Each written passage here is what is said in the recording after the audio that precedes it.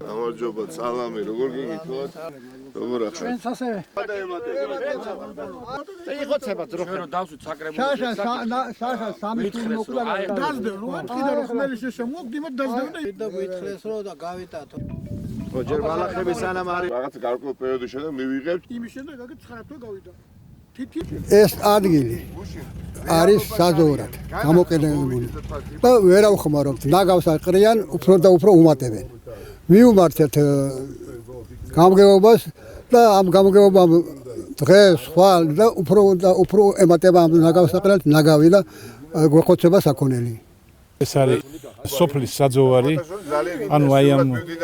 საგარეჯოს ეგრეთ წოდებული გაღმაუბნის მოსახლეობას გამოყავს თავის საქონელი და აქ აძოვებს და აი ეს ნაგავი დაყრილი არის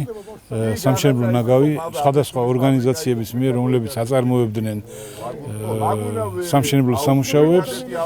და მე დიდი ეჭვი მაქვს რომ გამგეობის ადგილობრივი ხელისუფლების ნებართვის გარეშე ისინი ვერ გაბედავდნენ ადგილობრივი მოსახლეობა ჩვენთან ოფისში მოვიდნენ და გითხრეს რომ აი ესეთი პრობლემა გვაქვს დაგვეხმარე მიუმართეთ ჩვენმა საკრებულოს წევრებმა ასევე მოსახლეობამაც და არანაირი რეაგირება არ იქნა ერთი წლის განმავლობაში ადგილობრივი მოსახლეობა ითხოვს ყურადღებას ელემენტარულ ყურადღებას ადგილობრივი მუნიციპალიტეტისგან და საგარეჯოს გამგეობა ნაცვლად იმისა რომ რეალურად უგრძალავდეს სამშობლო კომპანიებს სამშობლო მასალის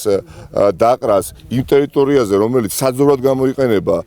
წლების განმავლობაში და მთელი სოფელი ამ ტერიტორიაზეა დამოკიდებული პირიქით გამგეობა ნებართვას აძლევს სამშობლო კომპანიებს არადა ნებისმიერმა აქ ყოფმა გლეხმა რომ დაყაროს სამშენებლო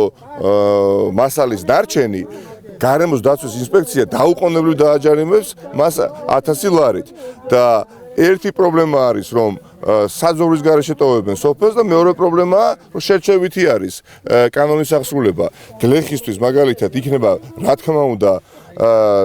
კაცის სანქცია გატარებული ხოლო სამშენებლო კომპანიისთვის რომელიც კანონს არღვევს და ყრის სამშენებლო მასალას ეს არის დარღვევა ერთი და მეორე რეალურად სოფელს ტოვებს საძოვრის გარეშე